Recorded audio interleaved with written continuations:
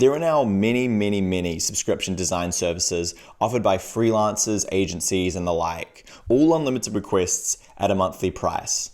Why? What exactly is the pitch? How are designers and developers selling this? And does anyone make any money anyway? Is it sustainable? Is it profitable? And should you start offering one?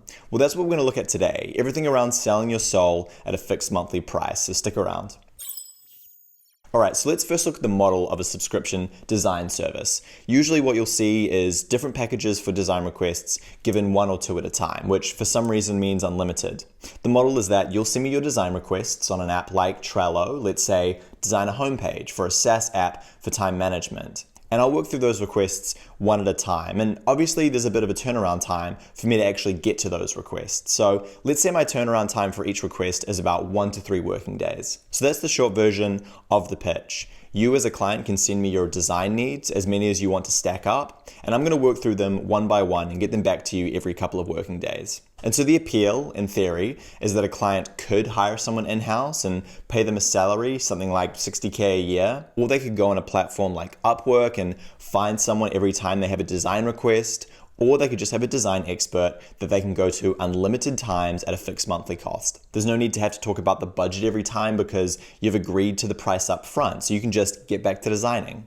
So in theory, that seems potentially appealing for both sides, but with all that said and done, we need to look at the reality of what that actually looks like for both the client and the agency or freelancer. So let's start with the agency or freelancer, and I'm going to use some actual numbers so we have something concrete to talk about, but these are just placeholders. We're going to say the service is $4,000 for 1 request at a time and an average of a 48-hour turnaround time. And obviously our client is going to want to be making the most of us since they're paying $4,000 a month. So we're going to be working always on the go for every client that we have. So our first question is, what is our actual hourly rate going to be like for this kind of setup? So let's look at a given week and we can use that template to understand what a month will look like. So on Monday, we're going to have a landing page request. And we're actually going to take a day to get to it because we have a 48-hour turnaround time. And we're also pretty good at design, so we can do this landing page request in about 4 hours. Let's do 4 hours there. So we're done with our draft, and since we're doing our designs one at a time, we're going to send our design to the client for approval, and they'll either sign off this request, this landing page, or come back to us with some sort of update to be made. And so the client gets back to us at the end of the day for some revisions. And obviously it's going to take a day or 2 to get to it, but because it's just an update, it's only going to take an hour or so to do. Let's say an hour and a half. And then it goes back to the client for approval. And then once the client approves it, then we're going to move on to our next design requests and the cycle starts again. Again, the turnaround's a day or 2, but we're going to get in another design request by the end of the week. So I'm going to add in a second landing page here, which again will take about 4 hours. And so all up for that week, we've worked just under 10 hours for that client. Let's just call that 10 hours to make it easy.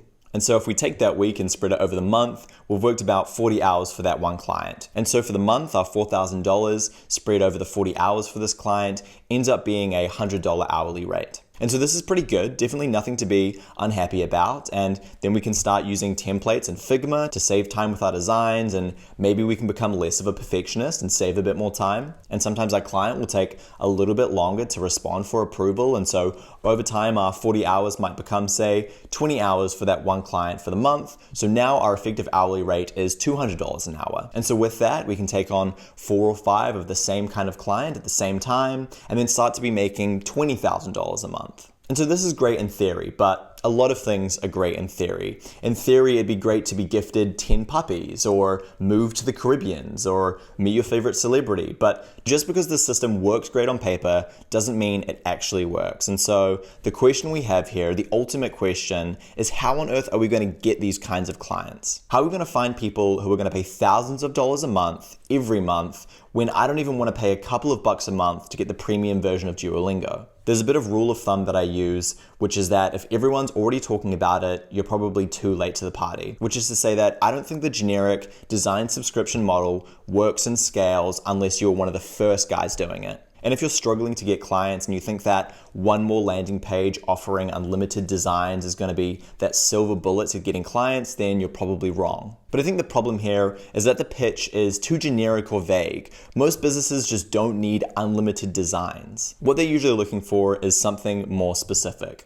which is to say, in my eyes, the real solution is to define a specific kind of design service for a specific kind of client and a specific kind of industry. Specific skills and services make clients feel like they're in the right place when they find them. So I think the question to ask is, what way can you package your expertise and then deliver it at a monthly cost to a specific kind of client or industry? And so the way that I'm trying to do that this year is through a monthly subscription that focuses on helping tech businesses grow their website by adding different resource types. So my pitch is saying that you currently just have a blog, but let me help you grow your website by adding different resource types every month that will help nurture your customers. And I don't know how much it should cost yet. So rather than say it's $4,000 and provide a checkout link, I'm simply providing a form, and that way I can catch up with potential clients and figure out exactly what the service should look like and how much it should cost in a way that's going to provide them a ton of value and also in a way that I'm going to be able to scale over time. Which means before you start tacking on a price for a monthly subscription,